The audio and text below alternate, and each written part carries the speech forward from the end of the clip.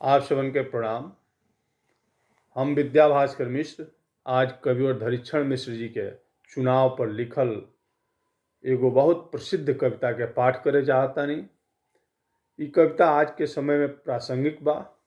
भले 6 या 5 दशक पहले के ई कविता लिखल ह। एमे प्रत्याशी के ग्रह कहल बा और समर्थक लोग के उपग्रह कहल बा। तो ग्रह से उपग्रह का कहता, माने प्रत्याशी से समर्थक लोग का कहता, एक चर्चा सुनी। हमरा सब के रुख मालूम बाबतिया हमरो सुन के पतियाई। हमरा सब के रुख मालूम बाबतिया हमरो सुन के पतियाई। ध्रुव निश्चित आपन जीत बुझी अब की उठ के मैदान में आई। और ई सब बाद में होत रही परचा पहिले करी दाखिल जाई। आ सब कार्य के जिम्मा हमार रही रहू राजनीय कुरती घबराई। अब प्रत्याशी घबराता कि हम का करी, पर्चा भरी कि ना भरी। तो फिर से उपग्रह मैंने समर्थक लोग का कहता देखी। घेरी घेरी ग्रह के उपग्रह पढ़ावे पाठ। घेरी घेरी ग्रह के उपग्रह पढ़ावे पाठ। झंडा 8-20 जाके देखी बाहल गईल। जितना विरोधी का प्रचार के प्रभाव रहे आज 1 घंटा में दिल से निकल गईल। अब्बे तो 90% तक मानी आपन। अब्बे तो 90% तक मानी आपन। और ही बढ़ जाई जो वो युक्ति चल गईल।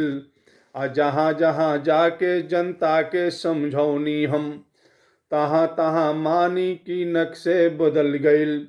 जहाँ जहाँ जाके जनता के समझौनी हम, तहाँ तहाँ मानो की नक्शे बदल गईल। कंबल बा एके भला लेके हो जाई कहाँ। अब देखी उपग्रह जो समर्थक बा अब इनमें चाहता कि हमू कुछ धन कमा ली, कुछ जौने मिले तो ले ली। तब आपन देखिए आर्थिक स्थिति के वर्णन का करता।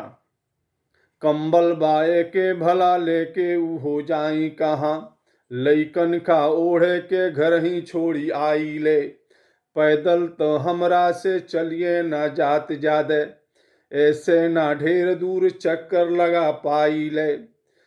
काम और तेजी से करे के हम चाही किंतु करी ना सकीले, दिन रात पछताई ले।